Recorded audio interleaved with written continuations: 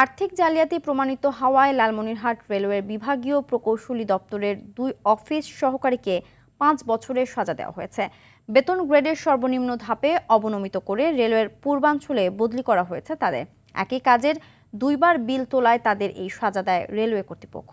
লালমনিরহাট থেকে মিজানুর রহমান মিজানের পাঠানো তথ্যচিত্রে বিস্তারিত জানাচ্ছেন সাকিব আল হাসান।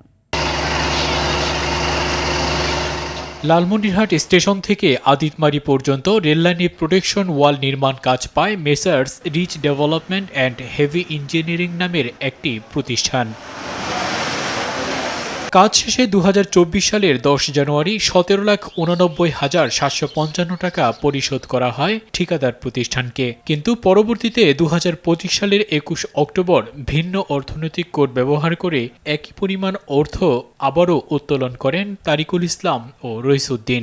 বিষয়টি জানাজানি হলে সহকারী নির্বাহী প্রকৌশলীকে আহ্বায়ক করে 4 সদস্যের একটি তদন্ত কমিটি গঠন করা হয়। তদন্তে এর সত্যতা পাওয়া গেলে শাস্তির আওতায় আনে রেলওয়ে কর্তৃপক্ষ। তখন তরিচা রইস দুজন মিলিতভাবে বিলটা উঠায়, তারা টাকাটা নিয়ে নেয়। তো আমরা আমাদের যে রেল প্রশাসনের পক্ষ থেকে তাদেরকে গুরুদণ্ড প্রদান করা হয়েছে, সর্বনিম্ন ধাপে নিয়ে আসা হয়েছে এবং ওইটাকে করা আছে, বন্ধ করে দেওয়া আছে, তাই ইনক্রিমেন্টেও কোনো কিছু পাবে না। আমার একটাই বার্তা, সকল রকম দুর্নীতিতে জিরো টলারেন্স। তবে এ বিষয়ে কথা বলতে রাজি হননি সাজাপ্রাপ্ত তারিকুল ইসলাম।